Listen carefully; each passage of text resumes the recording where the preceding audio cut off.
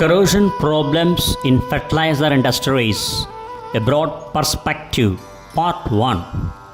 Lecture by Dr.G. Chief Scientist Retired, CSIR, Central Electrochemical Research Institute. It is evident that in India, an adequate basic understanding of corrosion and materials technology in certain quarters, example PDIL itself, and other metallurgical and engineering staff. PDIL stands for Projects and Development India Ltd, is an ISO 9001-2015, ISO 45001-2018 certified, as well as ISO IEC 1720-2012 accredited, and a Mini Ratna Category 1 Govt of India Undertaking under Department of Fertilizers, Ministry of Chemicals and Fertilizers. It has played pivotal role in the growth of Indian fertilizer industry. However, these knowledgeable people are relatively small in number, isolated from each other by distance and lack of contact, and do not yet communicate effectively either vertically, that is from plant operations and maintenance to design engineering, or horizontally, that is between plants within the same company, between companies.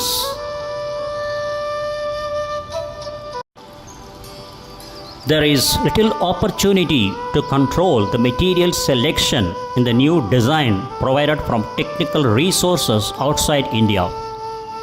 Even in indigenous operations, the responsible parties seem often to be hampered by administrative policies which effectively restrict them to native materials and products as they attempt to resolve corrosion problems in their operating plants, where indigenous products often have proven inadequate. There is little opportunity to utilize materials of advanced technology but foreign origin, such as high-performance stainless steels, titanium alloys, or advanced non-metallic materials, example perfluoroalkoxy resins or composite materials. It is also evident that there has been insufficient thought in the area of economics of material selection in terms of cost effectiveness based on the actual cost of the present worth, that is after taxes, of the alternative installations. An area of major concern is external deterioration of metals and concrete due to lack of control of atmospheric pollution, example ammonia and acid fumes, and inadequate painting specifications, procedures, and maintenance. In light of these observations during our plant visitations to fertilizers and chemical industries, we have the following recommendations. General recommendations: establish a permanent working relationship between corrosion and metallurgical staff at PDIL, Projects and Development India Ltd, is an ISO 9001-2015, ISO 45001-2018 certified, as well as ISO IEC 1720-2012 accredited, and a Mini Ratna Category 1 Govt of India Undertaking under Department of Fertilizers, Ministry of Chemicals and Fertilizers. PDIL has played pivotal role in the growth of Indian fertilizer industry and various chemical and fertilizer companies, in which relationship PDIL would effectively supervise the education and training of plant personnel and the execution of plant exercises in corrosion testing and failure analysis. The next one is increase the staffing at company level to include trained corrosion engineers for each company and the larger plants. The next one is provide professional training by short-term courses, seminars in material selection for and maintenance of chemical plants, including the areas of water treatment, paints and coatings, and electrochemical techniques, example cathodic protection, anodic protection. In-plant corrosion testing and monitoring should be emphasized as opposed to laboratory techniques. The next recommendation is increase the opportunities for professional development of senior staff by funding their participation in international meetings, especially the annual NASE conference. NASE stands for National Association of Corrosion Engineers, along with SSPC, Society for Protective Coatings, now operates under the name the Association for Materials Protection and Performance, AMPP, a global organization focused on corrosion prevention and control, offering standards, certifications, and education. Attendance every 3 to 5 years is considered essential both to keep abreast of technological advances and to establish professional contacts which constitute an advisory resource. Next recommendation is encourage industry-wide and intra-company meetings to discuss common problems of a non-proprietary and non-competitive nature. Example, cooling water, maintenance painting, cathodic protection, advances in stainless steels and other corrosion resistant alloys, use of plastics in corrosion control, corrosion resistant bolting and hardware, etc. Next recommendation is with the advice of select committee from various industrial organizations, establish some sort of distribution point which might provide adequate amounts of sheet, plate, pipe and tube, etc. in various high performance materials in an effort to facilitate expeditious maintenance and refurbishing in critical services. Now let us go to the next specific recommendations one by one. First one is atmospheric corrosion. To minimize corrosion in industrial marine atmosphere, say every effort should be made to minimize polluting emissions, because some industrial contamination will inevitably occur. High priority must be given to proper painting and maintenance of good quality industrial coatings. Reinforcing bar, that is rebar, for concrete should be epoxy coated before installation in these plants. Both steel and stainless steel insulated structures should be coated appropriately before insulation is installed. The next specific recommendation is utility systems. The image on the left side gives the view of steam boiler. Under these utility systems, first one is steam generation. Although boiler feed water treatment appears to be adequate, contamination of return condensate occurs by ingress of oxygen or carbon dioxide from operating units.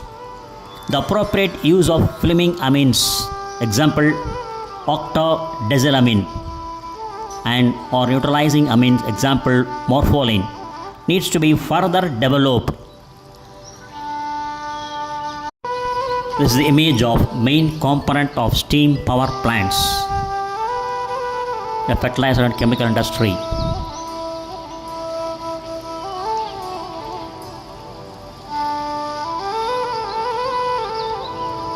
So under the utility systems, the next one is cooling water. The mineral salt content of the available water is low enough that non-chromate inhibition, that is to minimize environmental concerns, is feasible. However, successful treatment will require more attention to biocidal treatment and sludge silt removal than is presently evident. The next one is sulfuric acid converters. Appropriate measures must be developed to control corrosion, ion contamination in the reactor outlet piping, example by strip lining, and to minimize acid attack in the gas exchangers, example by safe ending with high performance alloys or by retubing in the same. The fourth specific recommendation is phosphoric acid systems. Corrosivity of phosphate rock digestion systems tends to be unpredictable because of erosion, abrasion, and the influence of contaminants such as ferric, chloride, and fluoride ions. Low carbon type 316 S31603 is generally inadequate and the use of cost-benefit analysis conducted. The fifth specific recommendation is nitric phosphoric systems. Corrosivity of nitric acid is affected by contaminants, example chlorides, fluorides, and even by accretion of corrosion products, example chromium 6. Improved life of equipment can be sought through the use of high chromium alloys, example 251 chromium, than the conventional 188 alloys such as S30403, 532100 and S34700. Cost benefit analysis must be conducted, but it is evident that current leaks and pollution call for swift remedial actions. The sixth specific recommendation is ammonia systems. Safety in ammonia systems requires regular hydro testing and ultrasonic or other sophisticated non-destructive examination of liquid ammonia tanks to verify successful inhibition against stress corrosion cracking. There are also areas where ammonium carbamate can form due to ingress of carbon dioxide, and in which areas higher alloys than carbon steel may be required. The seventh specific recommendation is urea plants. Corrosion in urea synthesis is always due to ammonium carbamate. The successful use of materials of construction is related to the maintenance of passivating conditions, usually through injection of air or oxygen to the reactor.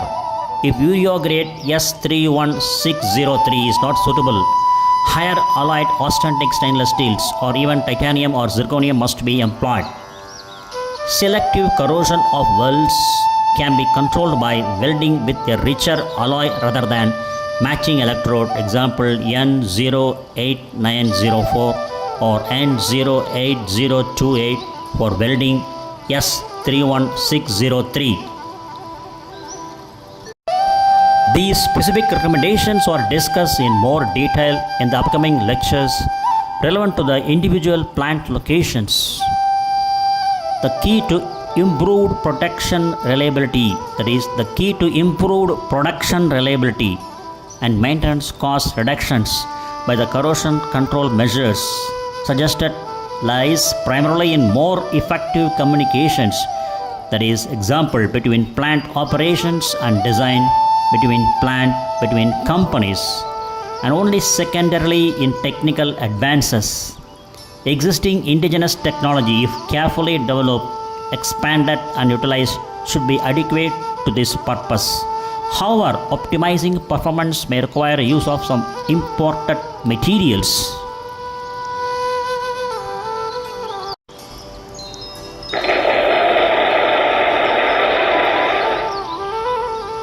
Thank you very much for your patience, and thanks for listening this video.